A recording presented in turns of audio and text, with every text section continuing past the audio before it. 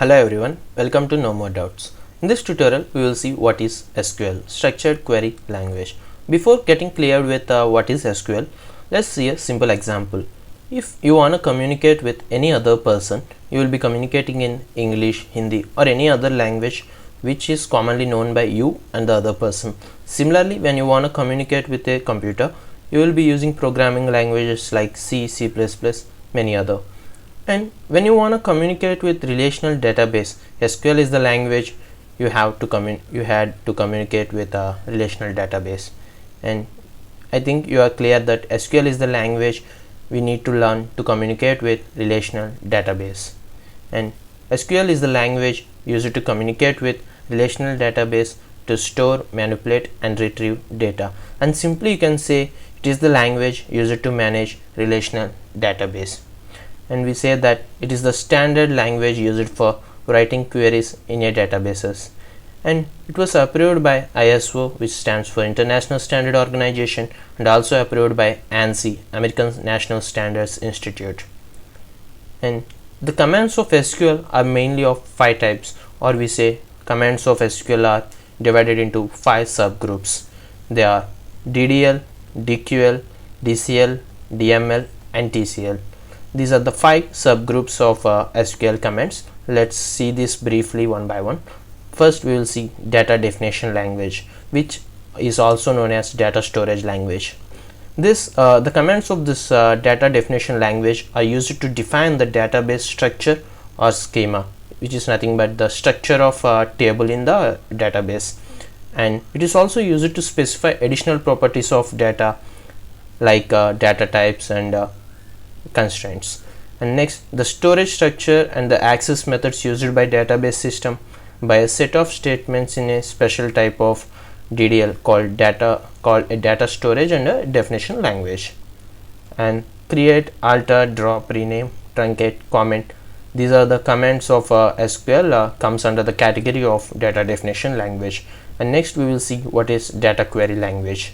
Data query language is used to fetch the data from database, and select is the command comes under the category of data query language. And next we will see what is data control language. It is used to grant and take back authority from any database user. As the name suggests, we use these commands in order to control the users. Grant, revoke are the commands comes under the category of data control language. Next, the fourth type is data manipulation language. As the name says, we uses these commands of this data manipulation language in order to manipulate the content data inside the table. It is used to modify the database. It is responsible for all form of changes in the database. The commands of DML are not auto-committed. That means it cannot permanently save all the changes in the database. They can be rolled back. Rollback is the command we are having to roll back the committed manipulations of table. Insert, update, delete, merge, lock table. These are the commands of manipulation comes under the category of DML. And next we will see transaction control language. As I already said while we are discussing with data manipulation language, the manipulations which we done with the data manipulation language commands are not auto committed. They can be rolled back, but by using these commands of this transaction control language along with DML commands like insert, delete, update, we can make the changes permanently committed. These operations are automatically committed in the database. That's why they cannot be used while creating tables or dropping them. Commit, rollback, set transaction, save point are the commands comes under the category of transaction control language. And next we will see the applications of SQL.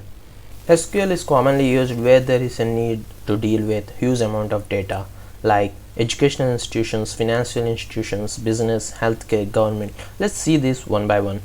With respect to educational institutions like schools, colleges, universities, they need to manage the data of student details, faculty details, and the marks and the results of students and many other things. Similarly, with financial institutions, like banks, insurance companies, they need to manage the data of their customers, their account numbers, their balance, and their paid receipts, and transactions details, and many other things. Similarly, with business institutions, I mean business companies like industries, software companies, and small supermarkets, they need to manage data of their customers and their products and the sales and many other things. Similarly, with healthcare, like hospitals, blood banks, pharmacy, hospitals, they need to manage data of doctors, patients, and equipment available with them. And with respect to blood banks, where they need to manage data of locations and the blood donors available and many other things. And with respect to government, they need to maintain data of public, their other PAN details. And with respect to situation like vaccination, their government need to manage huge data of who got vaccinated and who are the people who still need to get vaccinated and many other things. And these are all, not these only the applications of SQL, there are many other applications of SQL. And thank you, that's it for this tutorial. Thank you. If you like this video, please like, comment, share, and subscribe to No More Doubts, and hit the bell icon to get notified.